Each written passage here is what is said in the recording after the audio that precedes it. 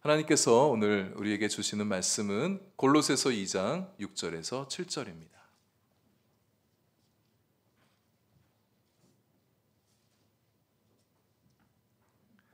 골로새서 신약성경 325면 골로새서 2장 6절, 7절 말씀입니다.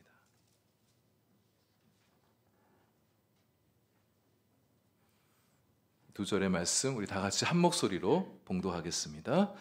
그러므로 너희가 그리스도 예수를 주로 받았으니 그 안에서 행하되 그 안에 뿌리를 박으며 세움을 받아 교훈을 받은 대로 믿음에 굳게 서서 감사함을 넘치게 하라. 아멘. 기도하시겠습니다. 하나님, 이제 말씀 듣습니다. 주님 말씀이 우리 영혼의 기쁨과 지혜와 능력이 되게 해 주옵소서. 말씀 들으며 주님 사랑하는 마음, 감사하는 마음, 주님 의지하는 마음이 더욱 커지게 해 주옵소서. 예수님 이름으로 기도합니다. 아멘. 오늘은 맥주 감사 주일입니다. 이스라엘 백성들은 이맘때가 되면 이 밀과 보리를 추수하고요, 그 수확의 기쁨과 감사의 마음으로 하나님을 예배합니다. 그러나 우리는 추수하고 농사하는 분들이 아니시죠. 그래서 곡식에 수확을 넣고 감사하며 예배를 드리지는 않습니다. 하지만 오늘이 7월 첫째 주일입니다. 1년의 한 반을 이제 지나 보내면서 지난 상반기 동안에 우리가 삶에 거두어 드렸던 것들을 놓고 감사의 마음으로 예배를 드리고, 또 우리 하나님께서 우리와 함께 동행해 주신 것, 또 지금까지 우리의 삶을 여기까지 인도해 주신 것에 대해서 또 감사하며 예배하고, 우리가 주님의 은혜 없이는 살아갈 수 없는 연약한 자들입니다. 이제 하반기의 삶도 주님께 의탁드리면서 하나님, 나의 삶과 함께 해주십시오, 도와주십시오, 인도해 주십시오 하는 마음으로, 감사의 마음으로, 또 새 출발하는 마음으로 그렇게 예배를 드립니다. 맥주 감사주의를 시작드리면서 여러분 마음 안에 주님이 주시는 은총과 복이 가득하시길 바라고, 하반기에도 기쁨과 감사에 충만한 삶을 살아가시는 여러분들 다 되시기를 축복합니다. 상반기를 좀 지나가면서 지난 상반기 6개월 동안을 돌아보게 되어질 때 당신은 무엇이 감사합니까? 라고 이렇게 질문을 던져드린다면 여러분 무엇을 대답하시겠습니까? 지난 6개월을 돌아볼 때 나한테 감사한 게 뭐가 있으실까요? 감사한 거 한 10가지만 한번 생각해 보세요 말하면 나의 감사 목록에 올릴 10가지는 무엇이 있으시겠습니까? 한번 오늘 댁에 가셔서 한번 돌아보시면 좋겠어요. 나의 감사, 상반기 감사 베스트 10 해서 한번 지난 상반기를 돌아보면서 뭐가 감사한지 함께 생각해 보시고, 가족들과 또 배우자와 또 자녀들과 함께 나눠보셔도 좋으실 것 같아요. 암만 카운트해봐도 10가지까지는 안 나오겠다 싶으신 분 계시면 10가지가 안 되는데 10개 나누자 그러면 무척 곤란해지시겠죠. 한 5가지, 한 3가지라도 좋습니다. 함께 이야기 나눠보시고 또 각자 스스로 자신의 삶을 한번 돌아보시면서 정리해 보시면서 감사와 함께 출발하는 이 하반기가 되시면 좋겠습니다. 하루하루가 평범해서 도무지 나에겐 감사할 것이 없다 이렇게 생각하신 분들도 계십니다. 그러나 사실 찾아보면 우리의 인생에 감사한 제목들이 많이 있습니다. 늘 반복되는 일상 자체도 감사하다고 고백할 수 있는 겸손함이 우리 가운데 있게 되어진다면 내 삶에 참 많은 것들이 감사구나라고 깨달을 수가 있습니다. 바라고는 있는데 아직 이루어지지 않고 있는 것, 정말 원하는 게 있어요. 근데 아직 이루어지지 않은 그것에 집중하느라 이미 이루어진 이 작은 많은 감사들이 있는데 그게 우리 눈에 보이지 않을 수가 있습니다. 여러분, 우리의 삶에는 아직도 이 감사의 제목으로 발견되어지기를 기다리고 있는 여러 감사의 제목들이 우리의 삶에 많이 놓여져 있습니다. 작은 것에도 감사할 수 있는 눈이 우리 가운데 있게 되어지면 우리 지나온 세월 가운데 정말 감사한 게 많았구나, 그렇게 고백할 수 있을 것입니다. 여러분의 삶에 별것 아닌 것처럼 여겨졌던 그 소소한 것들이 사실 정말 감사의 이유였구나, 그렇게 고백할 수 있게 될 것입니다. 그런 감사들이 모여서 내 존재, 내 성품, 내 영성을 형성하게 되어지고요, 그런 감사들이 나의 삶을 아름답고 의미 있고 가치 있는 삶이 되게 하는 것입니다. 시각장애자 또 청각장애자였던 헬렌 켈러를 알고 계시죠? 그가 남긴 글 중에 3일 동안만 볼 수 있으면 이라는 글이 있습니다. 이런 글이에요. 만약 내가 사흘간 볼 수 있다면 첫날에는 나를 가르쳐 주신 설리번 선생님을 찾아가서 그분의 얼굴을 보고 싶습니다. 그리고 산으로 가서 아름다운 꽃과 풀과 빛나는 노을을 감상하고 싶습니다.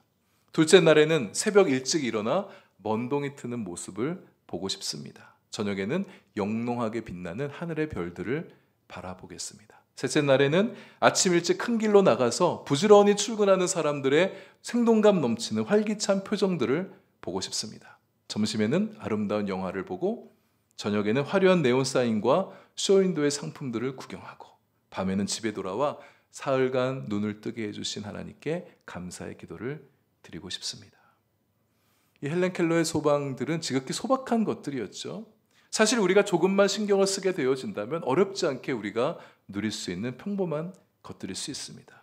우리가 겸손히 우리의 삶을 돌아보게 되어지면요, 참 감사할 것이 많구나라는 것을 깨닫게 될 수 있습니다. 나의 인생의 감사의 고백들 한번 종이에 적어보려 하면 한 장 갖고도 다 모자랄 수 있습니다. 때로는 우리의 삶의 힘겨움 때문에 우리 삶이 너무 힘들어서 감사함이 막힐 때가 종종 있지만 때로는 많은 경우에는 내 마음의 욕심 때문에 내 마음의 질투심, 시기심, 남과 비교하는 마음 때문에 우리의 마음이 좀 퍽퍽해지는 것은 아닌가 그렇게 생각들기도 합니다. 내가 누릴 수 있는, 내가 누리고 있는 평범한 것들이 사실 어떤 사람에게는 커다란 소망이 되어지기도 해요. 우리 감사하며 살았으면 좋겠습니다. 작은 것이라고 해서 무시하지 마시고 이런 거 남들 다 누리는 건데 그렇게 생각하지 마시고 우리보다 형편이 어려워서 누리고 싶어도 누리지 못한 분들이 우리 주변에는 많이 있습니다. 내 삶에 주어진 것들에 감사하면서 자족하면서 그 소소함을 즐겁게 누릴 줄 아는 그런 지혜와 영성이 우리 가운데 있게 될 수 있기를 소망합니다. 감사하고 자족하는 영성이 우리의 신앙을 자라게 합니다. 감사하고 자족하는 마음이 우리의 성품을 부요하게 하고 우리의 삶을 풍성하게 만들어 줍니다. 데살로니가전서 5장 18절 말씀 우리들 많이들 알고 계시는데요. 이 말씀이죠. 범사에 감사하라. 이는 그리스도 예수 안에서 너희를 향하신 하나님의 뜻이니라. 하나님은요, 우리가 감사하며 살기를 바라세요. 범사에 감사하며 살기를 바라세요. 범사에 늘 모든 일에 어떤 형편과 상황 가운데서든지 감사하기를 바라신다. 이것이 우리를 향한 하나님의 뜻이다. 우리 삶을 향한 하나님의 뜻이다. 그렇게 말씀하고 있습니다. 하는 일이 좀 잘 안 풀리고 내가 원하는 것을 하는 일이 좀 잘 풀리고 내가 원하는 어떤 것을 얻게 되어지고 예상 밖의 어떤 좋은 일이 생길 때 우리 얼마든지 기뻐할 수 있어요. 범사에 곧 좋지 않을 때에도 역경을 만나거나 내가 원하는 것을 얻지 못하게 될 때라도 감사할 수 있는 사람이 되기를 우리 주님께서 바라신다는 거죠. 잘 될 때야 기분 좋을 때 감사하는 게 뭐가 어렵겠습니까? 그러나 솔직히 여러분 어려울 때 감사한다는 거 너무 힘들지 않습니까? 실패했는데 감사하는 거 어렵습니다. 공경에 처했는데 내 인생 길이 막히게 됐는데 누군가로부터 깊은 마음의 상처를 받게 되었는데 감사하기가 쉽겠어요? 내 자녀들의 인생이 잘 풀리지 않고 있는데 감사가 잘 나오겠습니까? 억울한데 오해받았는데 내가 열심히 한 것에 대해서 조금이라도 알아주기는커녕 부족한 그 한 가지 놓고 지적하고 훈계하는데 감사의 마음이 들 수 있겠습니까? 그럼에도 불구하고 우리 주님께서 범사에 감사하는 자가 되라고 우리에게 말씀하고 계십니다. 여러분, 하나님께서 우리 삶의 형편이 어떤지 몰라서 그런 말씀하시는 게 아닙니다. 우리 삶이 힘들어하는 거, 우리 삶이 얼마나 어려운지 주님께서 알고 계시고요. 때로는 우리 마음이 크게 낙심이 되어지고 우리 마음이 무너질 것 같은 형편에 처하게 될 때도 우리 주님이 다 알고 계셔요. 감사하기는커녕 감사가 나오기는커녕 내가 예수님 믿는 사람이라고 내 원망하고 싶은 마음, 불평하고 싶은 마음, 나도 다른 사람들처럼 짜증내고 싶고 화내고 싶고 원망하고 싶은 마음 들지만 그래도 내 예수님 믿는 사람이라고 꾹꾹 누르며 참고 살아가는 거 우리 주님께서 다 알아주고 계십니다. 근데 주님은 범사에 감사하라고 그렇게 얘기하세요. 그럴 수 있는 이유가 오늘 6절 말씀에 있습니다. 너희가 그리스도를 주로 받았으니. 우리가 좋지 않은 형편 가운데서도 감사하며 살아갈 수 있는 이유가 예수님께서 우리의 주인 되어주시기 때문이라는 겁니다. 예수님께서 주님 되어주신다. 예수님이 주님 되신다는 이 말은요, 주님께서 모든 만물을 다스리고 통치하신다는 의미예요. 우리가 예수를 주로 받았으니 예수님을 내 인생의 주님으로 모셔드리게 되어질 때에 나의 삶의 모든 것들을 그분께서 통치하신다는 고백입니다. 여기 주라는 고백은요, 어떤 개인적으로 주인과 종과의 어떤 개인적인 관계 속에서 그런 주인만을 일컫는 게 아니라 여기 쓰여진 헬라어 단어를 보면 퀴리오스라는 단어를 쓰는데요. 이 퀴리오스라는 단어는 당시 로마 황제들에게 갖다 붙였던 이름이에요. 율리우스 카이사르나 아우구스투스 같은 황제들에게 붙였던 그 이름인데, 예수님을 퀴리오스라고 말한다는 것은 이 세상의 진짜 주인이 예수 그리스도이시고 모든 만물의 통치자가 예수 그리스도이심을 선포하며 고백하는 부르심이 되어지는 거예요. 우리 주님께서 우리 인생의 퀴리오스가 되어준다. 모든 만물의 퀴리오스이시다. 우리가 주님을 영접할 때 주님께서 내 인생 가운데 들어오셔서 나를 다스려 주십니다. 주님께서 우리 인생을 다스리시는 것은 왕의 통치예요. 결코 우리 인생을 헛되이 보내게 하지 아니하시고 우리를 아름답고 근사한 삶으로 다스려가 주실 주님이십니다. 우리 주님은 나쁜 왕, 나쁜 종이 아닙니다. 나쁜 주인이 아닙니다. 포악하고 이기적이고 권위주의적이고 종들을 하찮게 여기는 그런 주인님이 아니세요. 종의 마음을 헤아려 주시고 종의 삶에 관심을 기울여 주시고 어떻게 하면 우리의 삶이 더 우리가 나은 존재가 되어지고 더 복된 삶을 살아갈 수 있을까에 대해서 관심을 기울이시는 분이십니다. 우리의 삶이 잘 되기를, 아름답기를 바라시는 분이시라는 거죠. 우리가 그 주님을 바라보면 좋겠어요. 나의 인생의 주님 되신 예수 그리스도를 응시하며 살아가는 거예요. 그럴 때 감사가 넘치는 삶을 살아갈 수 있다고 오늘 말씀이 그렇게 증언해 주고 있습니다. 우리 눈에 보여지는 것만 우리가 계속 바라보고 있으면 감사하기가 참 힘들어요. 환경을 보면 어렵습니다. 나 자신을 바라보면 감사가 참 고백되어지기 힘들 수 있어요. 그러나 눈을 들어 주님을 바라보면 우리는 감사할 수 있습니다. 하늘을 바라보고 세상을 바라보면, 하늘을 바라보고 내 환경을 바라보고 하나님을 바라보고 내 삶을 들여다보게 되어지면 보이지 않던 것들이 보이기 시작합니다. 내 삶에 감사할 거라고는 아무것도 없는 줄 알았는데 감사가 하나 둘씩 보이기 시작하는 거예요. 주님께서 우리 속에 심겨두신 감사들이죠. 그 작은 감사 하나 발견되어졌을 때, 큰 것 다 잃어버렸고 많은 것을 다 잃어버린 것 같은데 그 작은 하나, 겨우 하나 발견한 거, 내게 남아있는 감사라고는 이거 하나밖에 없네 싶은 그 감사의 고백도, 그 감사의 고백을 하게 되어질 때 그것이 나의 영혼 안에 꽉 차게 들어오게 되어져서 나의 마음을 풍요롭게 만들어주는 거예요. 많은 것 다 잃어버렸어도 그 작은 것 하나 감사하게 되어질 때 그 작은 감사의 고백이 내 삶을 일으켜 앞으로 나아갈 수 있게 하는 새로운 길이 되어지고 내 삶을 힘있게 만들어가는, 내 삶을 힘차게 만들어가는 능력이 될 수 있는 것입니다.